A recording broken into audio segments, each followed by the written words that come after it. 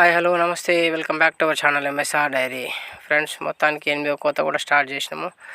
ఈసారి పొద్దుగల వీడియో తీయలేదనమాట. ఎందుకంటే ఊకే రాగానే పొద్దుగల వీడియో తీస్తే బాపు అయితే తిట్టుతుండనమాట. సో ఎప్పుడు ఏం పని లేదు, పని చేసే తక్కువ వీడియో ఎక్కువ అంటుండు. సో మొత్తానికి ఈసారి రాగానే తీయకుండా 10 గంటలకు అట్లా వీడియో అయితే స్టార్ట్ చేసిన అనమాట.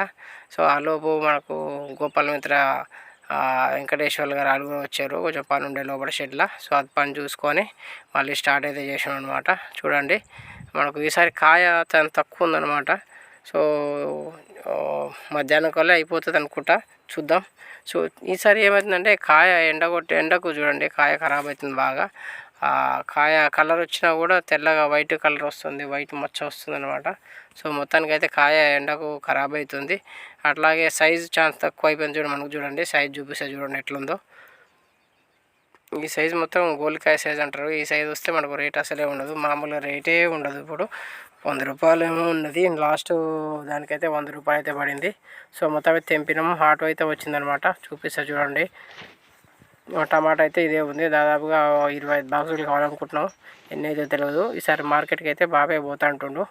సో మేమైతే 8 కోతలు అయితే తెంపినాము. ఇది మీరు టమాటా వేసి ఉంటే మీరు ఎన్ని కోతలు తెంపుతారో మనకు ఒకసారి కామెంట్ చేయండి.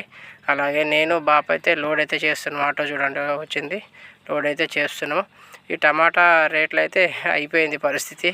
సో మాకైతే లాస్ట్ అయితే 100 రూపాయలే పడింది. ఇప్పుడు ఎట్లుందో తెలియదు, 100 ఉందో ఇంకా తగ్గిందో కూడా తెలుస్తలేదు. సో ఉన్న కాడికి అయితే కాయ అయితే పీకేసినాం, ఆటో అయితే లోడ్ చేసినాం అనమాట. ఇంకా చిన్నగా అమ్మ అంటే 4-5 బాక్సులు అట్లా వెళ్తుండొచ్చు. సో మొత్తానికైతే టమాటా వీడియోలు అయితే వీటికైతే స్టాప్ అయిపోతాయండి.